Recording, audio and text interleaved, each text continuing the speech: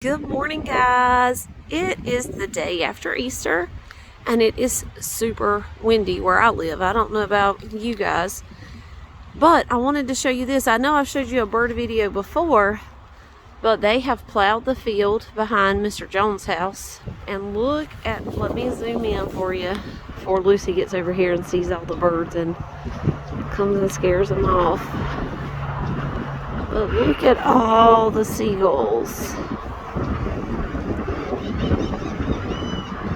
Usually they only are out here after they plow the field.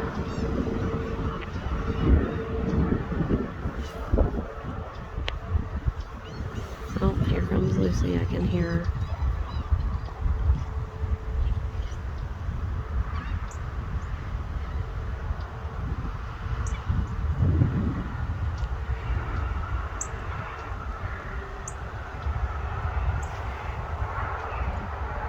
So I thought I should share.